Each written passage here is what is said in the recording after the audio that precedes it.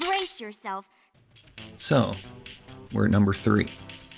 Really, when looking back on Donkey Kong Country, it's pretty easy to see that it set a high standard for what to expect in the mascot platformer world of the Super Nintendo.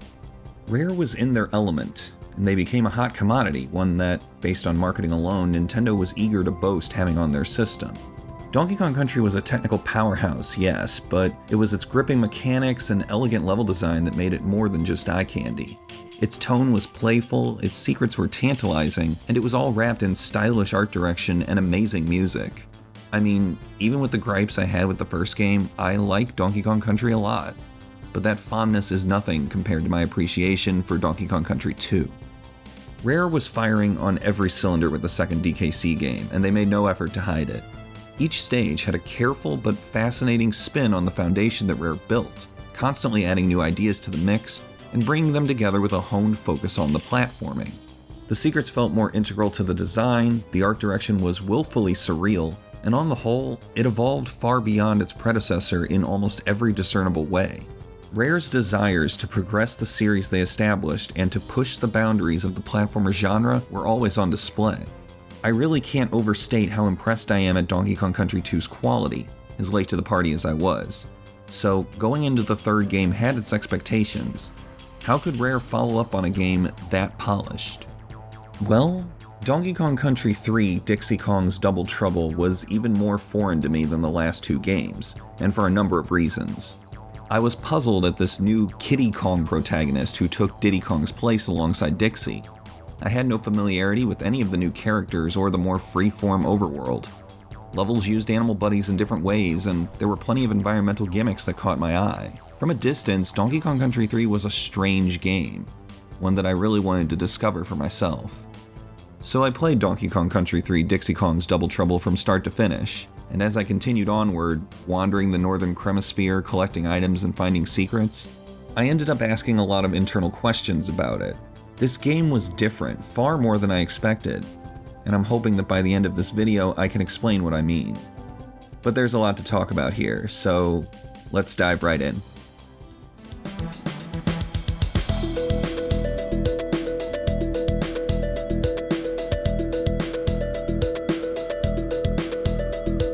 Donkey Kong Country 3 Dixie Kong's Double Trouble at first glance stays pretty true to the series' ethos. It's a platformer, rich with the same level of challenge as the past games. You have your standard movesets, team-up abilities, and plenty of stages to put them to use. You have your collectibles, secrets, unlockables, everything you'd expect a Donkey Kong Country game to have. Things start off pretty tried and true, with opener Lakeside Limbo being a leisurely stroll across the piers of Lake Orangutenga. It's a humble beginning, contrast to Donkey Kong Country 2's energetic stowaway opening scene Pirate Panic. DKC 3 has the stakes of a rescue mission, but unlike DKC 2, which throws you into the enemy territory from square one, Dixie and Kiddy's journey is a bit more laid back. It's a nice change of pace that keeps the more oppressive elements at bay until well into the campaign. The second stage, Doorstop Dash, follows Lakeside Limbo in tone, but gameplay-wise, there's something unusual at work.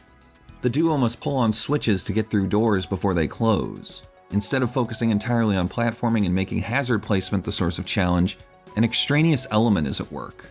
There are many levels where something else, some other factor, is the source of the challenge, complementing the platforming itself in a more distant way. Riverside Race is a dash to dodge an oncoming swarm. Crackshot Croc has the player avoiding a gunner's crosshairs. Low G Labyrinth has low gravity gas. While these are nice sources of challenge, they are, for lack of a better term, more hands-off.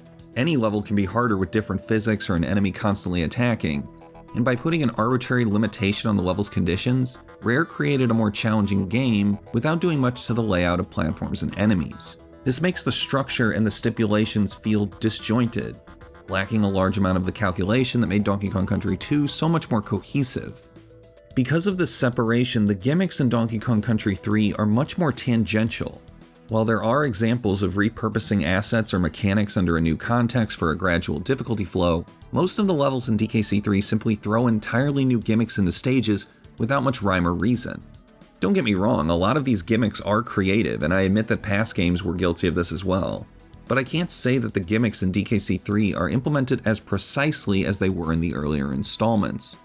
The first world alone doesn't just have a pretty schizophrenic aesthetic, ranging from lakes to mills to snow stages within a single world, but it also doesn't create much of a flow when it comes to mechanics. For example, one of the animal buddies, Ellie the elephant, gets the spotlight in one of the early stages' Murky Mill, and the mechanics used are just too different from Dixie and Kitty's own abilities to be implemented so early, causing much of the level-to-level progression to feel almost arbitrary.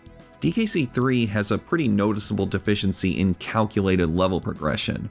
As creative as many of the gimmicks are, they lack deliberation and visible intent, especially when it comes to teaching the player about the various gimmicks. The quirks in DKC3's levels are much more complex than those of its predecessors, sacrificing platformer flow in the name of variety.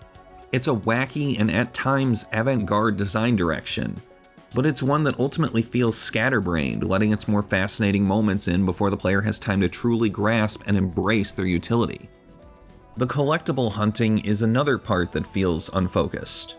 While Donkey Kong Country 2 had plenty of secrets and collectibles to find, they didn't require a lot of pondering to figure out. Many of them could be obtained via more obtuse platforming, and it worked out for the better because of that. Donkey Kong Country 3's collectibles, at least the higher value ones, are more explorative and feel like they were built for a more puzzle-driven platformer. They require much more contemplation to complete, whether you're using an animal buddy in a more complex way to find a bonus barrel, or analyzing the perfect angle required to take out a coin enemy in the back to snag a DK coin. I do like these more layered puzzles, and I'd be lying if I said they didn't pull off some interesting game design at times, but they require an entirely different sense of perspective. It makes for a game that's torn between two halves, the slower introspection of a puzzle platformer with the more intense momentum of a traditional action side-scroller. And this is really my biggest issue with Donkey Kong Country 3. Its gameplay, the way it's structured and designed, lacks a fundamental purpose. Going back to what I said earlier, Donkey Kong Country 2 stunned me with how all of its elements, no matter how tertiary or experimental, serve the goal of making a challenging platformer. For all of its changes in rule sets, shifting victory conditions, and secretive rewards, DKC2 felt like it was built around being a platformer first and foremost. You had to use those reflexes to get ahead. Donkey Kong Country 3 is a platformer as well, but it has so many detours from that platforming. The nuance and creative spins on the gameplay don't routinely stem from how enemies or hazards were utilized. Instead, the challenge comes from more extraneous limitations, like keeping a hungry fish full by swimming near enemies, or carefully using barrels to traverse across a hazardous pond.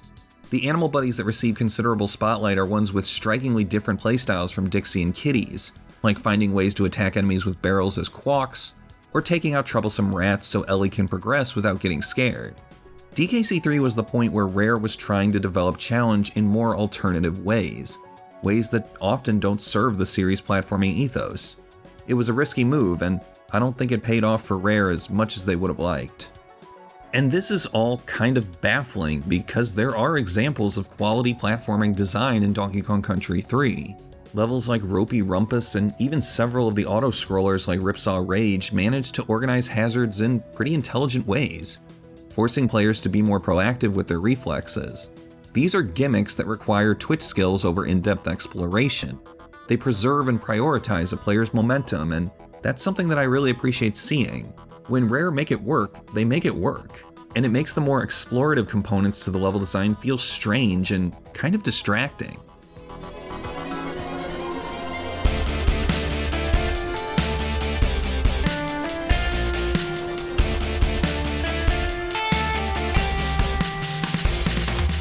Look, up till now, it sounds like I think badly of Donkey Kong Country 3.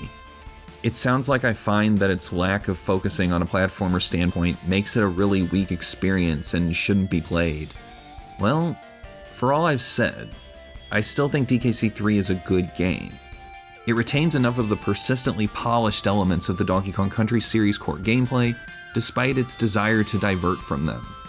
There are many moments of genuinely admirable experimentalism throughout its levels, and sometimes it manages to surpass its predecessors entirely by its level of creativity. All in all, it's a much more curious platformer than Donkey Kong Country 1 or 2, reaching for ideas that are, no question, adventurous. But DKC 3 is a lesson in purpose.